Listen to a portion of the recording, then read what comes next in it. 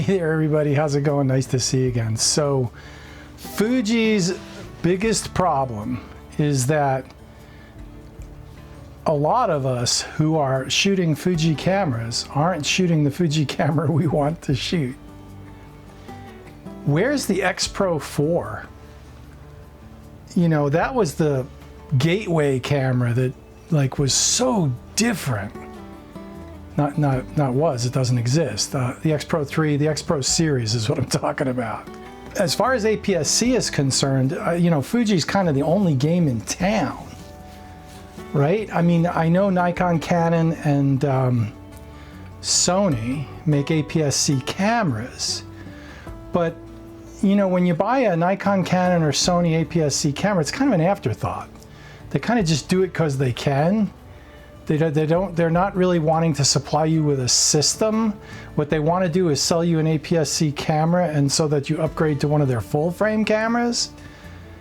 And you know, Fuji, when they made the APS-C X series cameras, they meant it to be a fully professional system and fully fleshed out.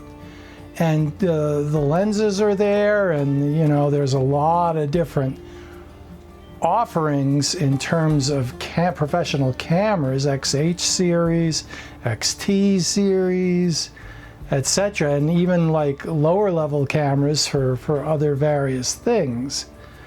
But what attracted most of us, and I think it's fair to say this, what attracted most of us, I mean, look at Kevin Mullins. What attracted most of us to the Fuji system was the XPro being so different, being that modern rangefinder that Leica didn't make, okay? Now, I really think Fuji has dropped the ball on that, obviously. I mean, where is it? But I don't think I'm not so sure they're asking photographers what they want anymore, you know? And I don't really mean to rag on Fuji, because I'm very happy with my made in Japan X-T5s. And I could happily shoot those for a long time to come. But, and I enjoy shooting with them. But truth be told, the camera I really want, and I don't even want to call it the XPro 4 because I think that ship has sailed. I think what I'm going to call it is the successor to the XPro 3. And that would be my perfect camera. That would be the guy in my head.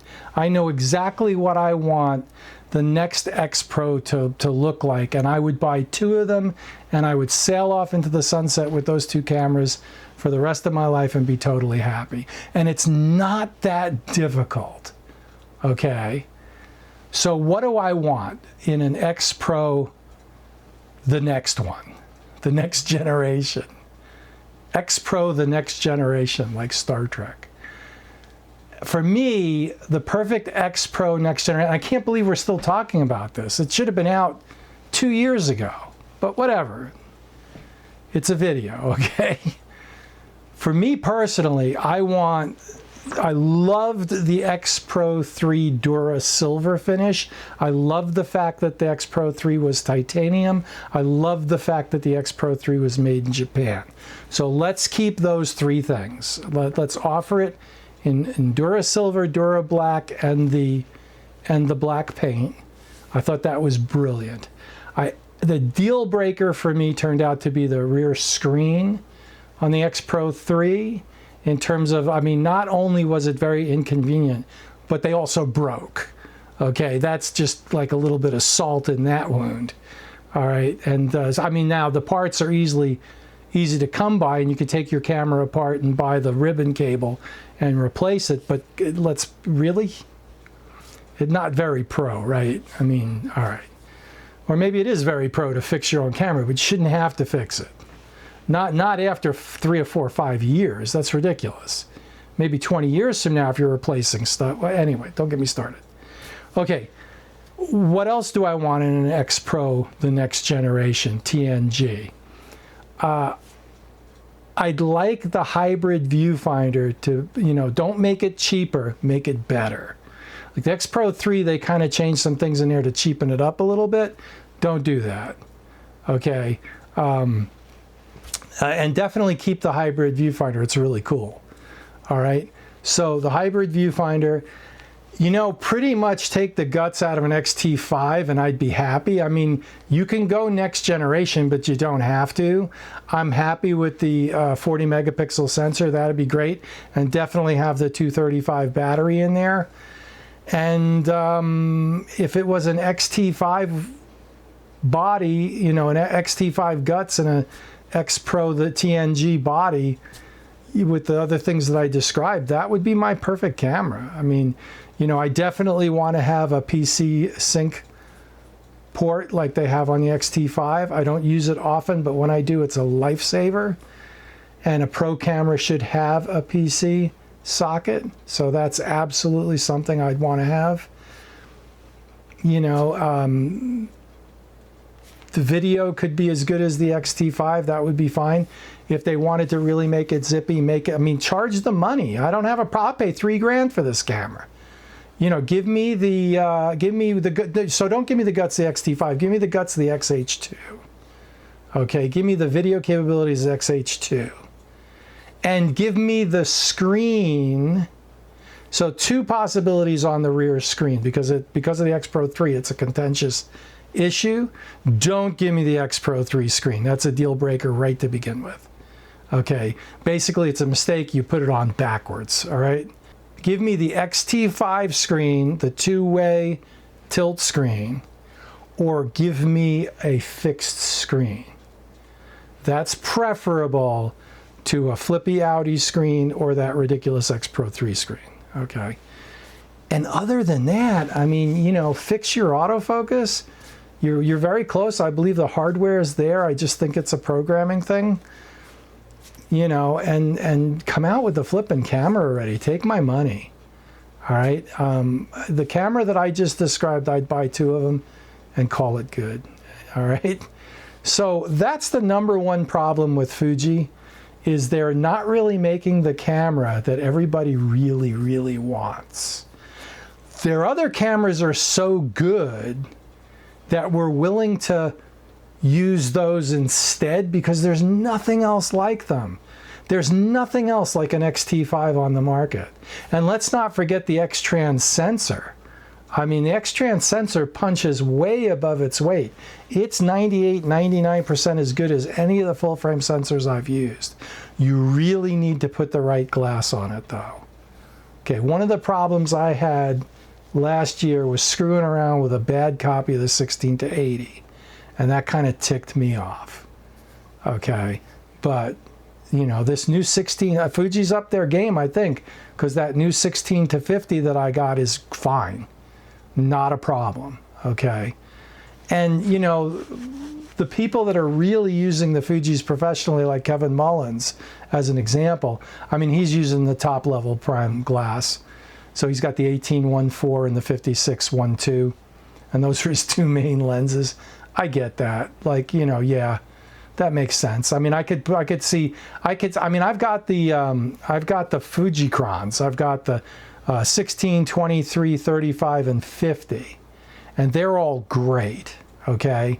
But I could see backfilling some of those with some of the classic lenses, like the 35-1.4, maybe the 33-1.4, the 18-1.4, the 16-1.4. I mean, yeah, on and on. I could have everything that they ever made, right? So, which is ridiculous. I mean, the Fujicrons are doing the job, so who cares? There it is. Fuji is leaving money on the table. They're making a ton of money, I get that, but they seem surprised by their success. It's like, ooh, X100V went viral. X100 VI went viral. And I know I call it the VI because I like that. I don't like 6. It's VI. If you wanted to be 6, call it the X100 6. Whatever. Sony can get away with it because why is everything an A7? That's ridiculous. Anyway, the X100 VI went viral. They want all their cameras, you know, they love the idea that they go viral. That's their thing, you know, and I get that. If they came out with an XPro TNG, the next generation, and they got the specs right, XH2 guts in an XPro 3 body with a X-T5 screen on the back, wow, or a fixed screen, you know, with an XPro 2 hybrid viewfinder, it's not hard. Like you don't even need the next generation processor 6. You don't even need the next generation sensor. Just take the parts you already got, but make the right mix. I'd pay $3 grand for that. Right now, I'd buy 2 of them. Hands down, that's the camera I want. That's the camera I've always dreamed of.